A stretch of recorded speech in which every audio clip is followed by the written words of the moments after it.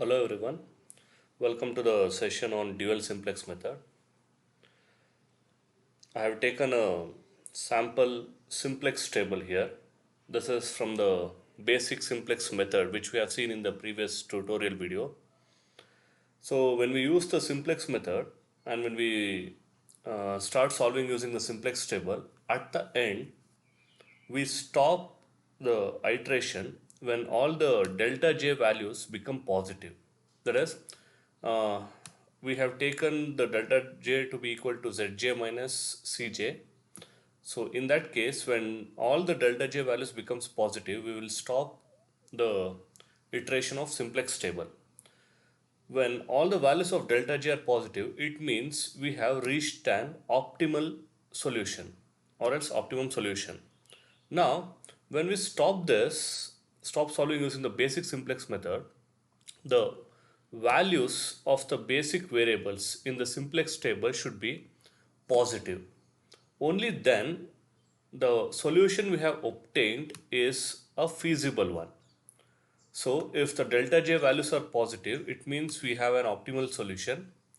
If the basic variable values are all positive, it means we have a feasible solution. And the stopping condition to solve using the basic simplex method is the delta j values should become positive.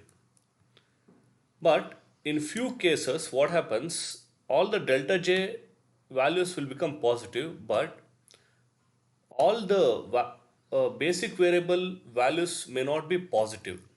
Few of the values may be negative here. So in that case, we cannot solve further since all the delta j values have become positive. The simplex method will not work further. We cannot solve further.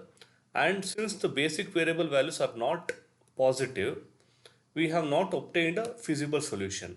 So in that case, since the simplex method cannot get us the feasible solution, we go for something known as dual simplex method. So this is used to obtain the initial feasible solution and solve further where the our basic simplex method will not work. So we'll see about this now. So we have an objective function and a constraint given. Now, the first and foremost thing is both in the simplex method as well as in dual simplex method, the objective function must be represented as maximization type. Therefore, if the given type is minimization, convert it to the maximization by multiplying it with a negative sign. Therefore, the z max becomes minus 3x1 plus, sorry, minus x2. Once this has been done, in simplex method, if we have less than or equal to in our constraint, we convert it to an equation by adding a slack variable. If we have greater than or equal to symbol in our constraint, we add artificial variables and surplus variable and subtract the surplus variable to it. But in dual simplex method, there's a slight change. We don't deal with the artificial variables and the surplus variable. Therefore, first convert all the given constraints to the constraints having only less than or equal to symbol. Therefore, now here the first constraint is minus x1 minus x2 is less than or equal to minus 1. Therefore, we will convert it to minus x1 minus x2 less than or equal to minus 1, which is the same. No need to change here. This is done. Now in the second constraint we have the inequality symbol greater than or equal to, convert it to less than or equal to by multiplying negative signs on both the sides. Therefore, this becomes minus 2x1 minus 3x2 less than or equal to minus 2. So this is one of the point to keep in mind while solving the dual simplex method. So now we have the constraint and our objective function. Objective function is of type maximization. This is done, and all the constraints are less than or equal to. Once this is done, now convert the constraints into equations by adding slack variables. The same thing which we had followed in our simplex method. Now for the first one, we'll add a slack variable s1, and for the second constraint, we'll add a slack variable S2. Now both the constraints will be converted to equation. Now add these slack variables to the objective function and their coefficients are 0 and 0 as usual. So there is no, this is same as your simplex method itself. There is no change in dual simplex method and simplex method, both are same. This step is same. Once I have my objective function of maximization type and all my constraints as equations, now I can start with my the simplex table for my dual simplex method. Now coefficients from the objective function will go to Cj as usual, and basic variables will take the slack variables first. The initial basic variables will be the slack variables, and these coefficients are from Cj itself, and the RHS value of constraints -1 and -2 will go for the basic variable values here, and these are the values from coefficients in the present in the constraints. That is the the first constraint.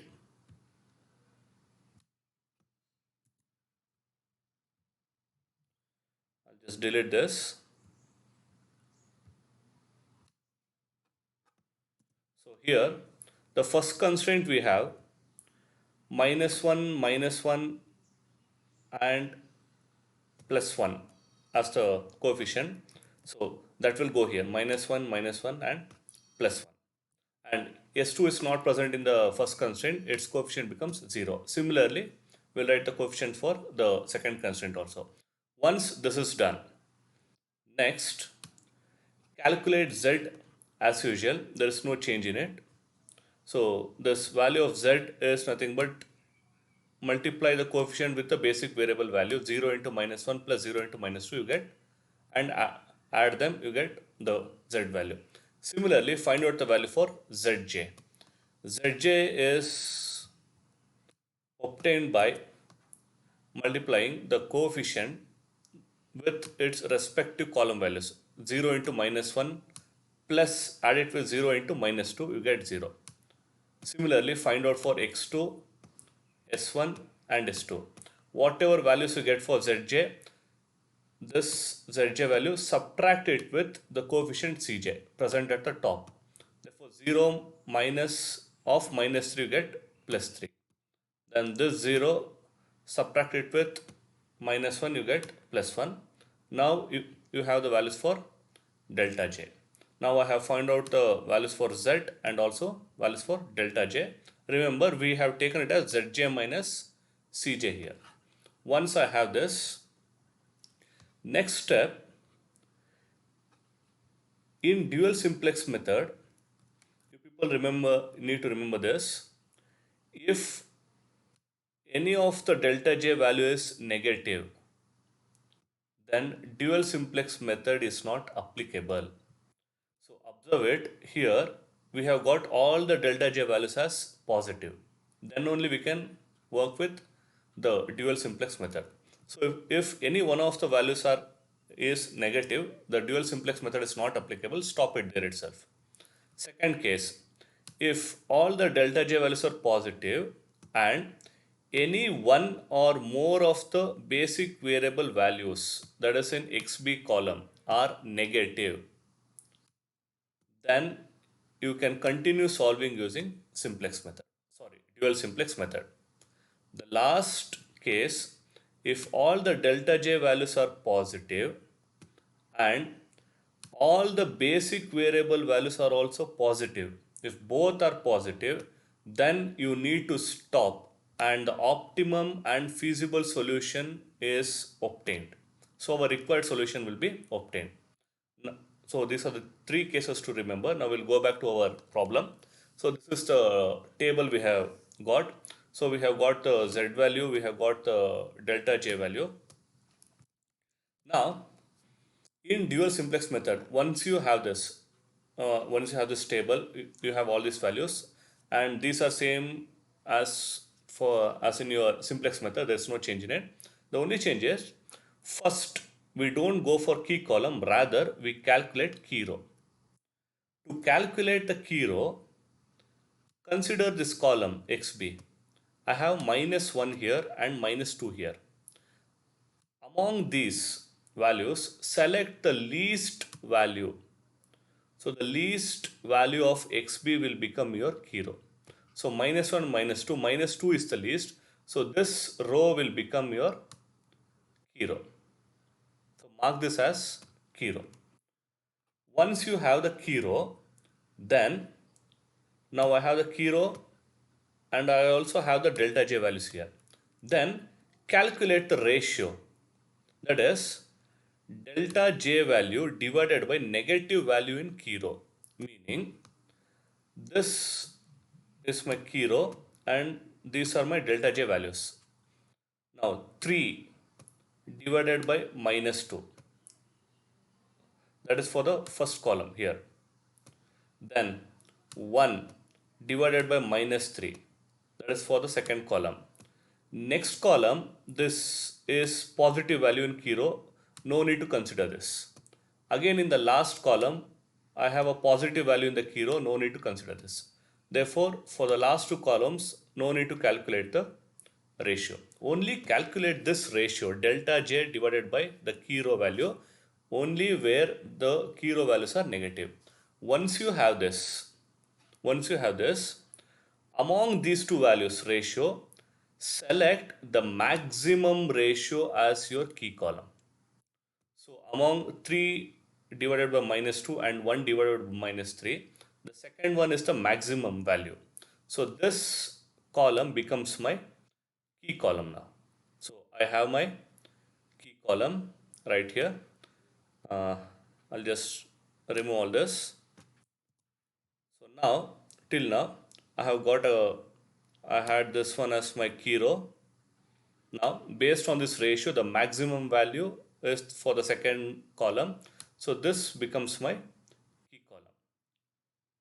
So once you have the key row and key column, now you have the pivot element or key element.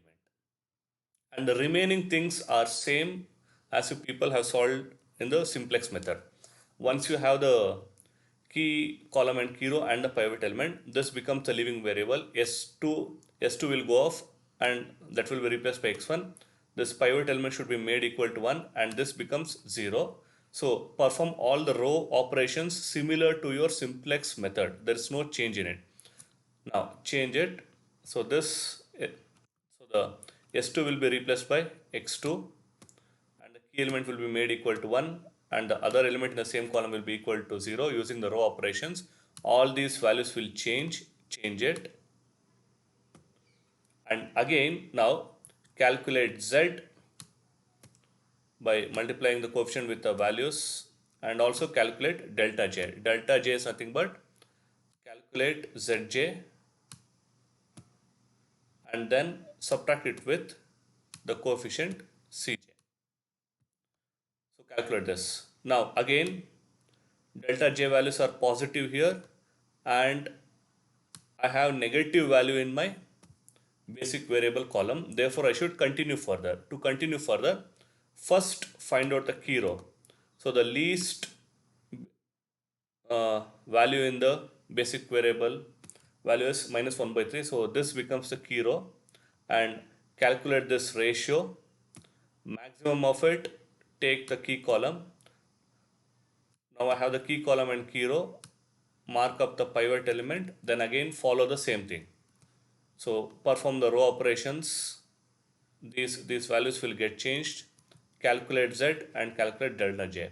Once the values of delta J become positive, along with, see, observe this, delta J values are positive from the beginning. If they are negative, I cannot continue. Now, in this last table, delta J values are also positive and also the basic variable values are also positive.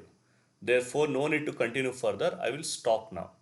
Once we stop solving this, this is the required value for Z max. And x2 we have 1 here. x1 is not present in the basis, it means x1 value is 0. Therefore, Z max I have minus 1. Multiply it with negative sign, Z min, because our given problem was minimization type. Z min is 1. x1 is not present in the basis, it is 0, x2 we have obtained it as 1. So this is how you solve using dual simplex method. Only thing to remember is, so we'll just have a quick recap. Yes. Now, so in the dual simplex method,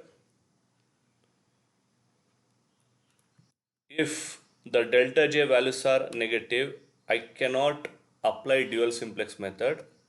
I should stop it then there itself. If delta j values are positive and if at least one of the basic variable value is negative, I should keep on solving using the dual simplex method.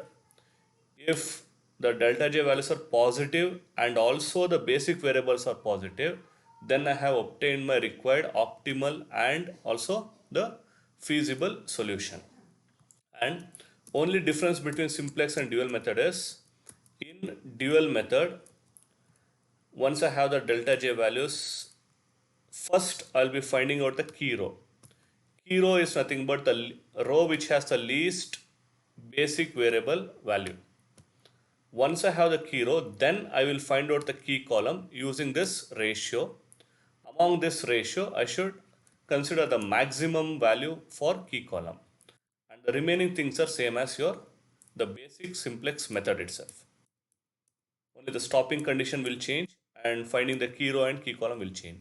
So in simplex method, first we find the key column, then key row. But in dual simplex method, first we find the key row and then we go for key column. And in simplex method, when all the delta j values are positive, we stop. But in dual simplex method, all delta j values as well as basic variable values should be positive, then only we stop. And in simplex method, if one or delta j values are negative, we will continue solving. But in dual simplex method, if one or delta j values becomes negative, sorry, if all delta j values are positive and one or more xp values become negative, then only I can continue. If delta j value is negative, then I should stop and the dual simplex method will not work. That is the difference between the simplex method and dual simplex method. So